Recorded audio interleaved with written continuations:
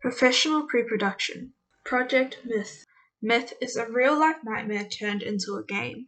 It is a 3D first-person adventure psychological horror gaming experience that will be made and developed within the Unity game engine and all modeled assets developed within Maya.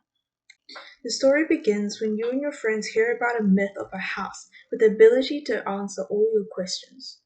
The house stands out like a sore thumb, being the sole modernistic home within the entire area. The concept of myth revolves around the presence, the inhabitant of the house, and the sole source of the rumors.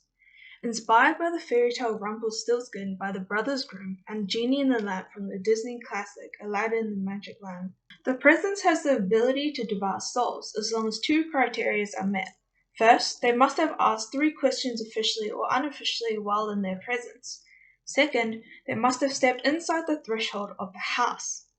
This game is an exploration of fears, of which the gameplay involves exploration of the house and braving the fear rooms in order to obtain more clues, delving deeper into the story and the 2 strange monoliths that exist inside the grounds.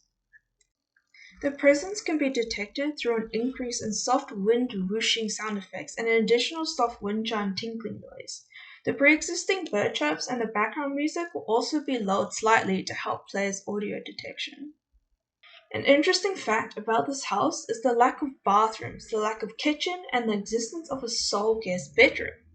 This is the first clue for observant players that this house isn't inhabitable by a human being. The house's interior is modern and minimalistic, and consists of 2 types of rooms, normal rooms and fear rooms.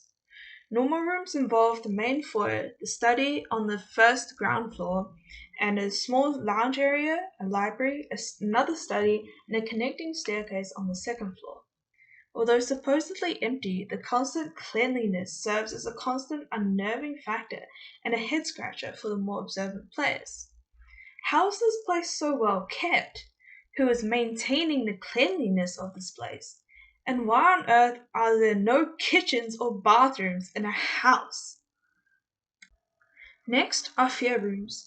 Fear rooms are quite simply what they sound like. They're player catered rooms built by the presence. For this, I chose 2 different fears, the fear of being watched and the fear of water.